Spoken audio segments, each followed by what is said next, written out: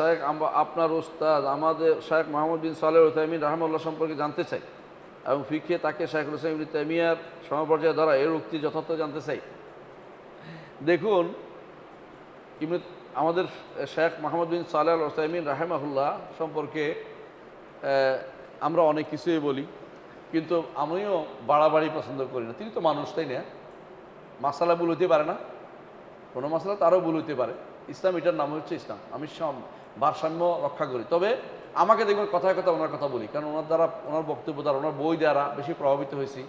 এই জন্য আমি বলি, যদি যেমন জাহাবির যুগে যেমন ইমাম জাহাবি তার ওস্তাদ সম্পর্কে ইবনে তাইমিয়া সম্পর্কে বলেছে যে আমি আমার চোখে তার মতো কাউকে দেখি নাই, আমিও বলবো যে তার মতো কারো কাছে, এত বড় কারো কাছে পড়িনি। এটা বলতে পারি এতটুকুই, যে তার মতো আর কারো কাছে, এত বড় কারো কাছে আমাদের বই পড়া বা জানা সম্ভব হয়নি, আমাদের চোখের সামনে যতটুকু দেখেছি এর মধ্যে। এইটা হচ্ছে মূল কথা এখানে। কিন্তু ফিকহের ক্ষেত্রে তিনি শাইখ ইবনে তাইমিয়ার মতো হয়েছেন এটাও বলবো না, এটা বাড়াবাড়ি হবে।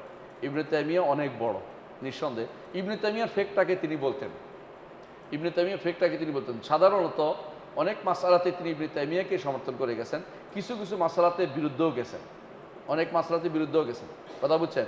যেমন একটা উদাহরণ দিলে বুঝবেন, আমাদের মোহাম্মদ বিন সালেহ উসাইমিনের মত হচ্ছে 4 দিন পর্যন্ত কোথাও থাকলে, 3 দিনের বেশি থাকলে সেটা কি হয়ে যায়? সে মুসাফির, মুকিম হয়ে যায়।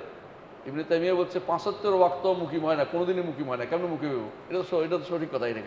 এখানে আমরা ইবনে তাইমিয়াকে প্রাধান্য দিচ্ছি।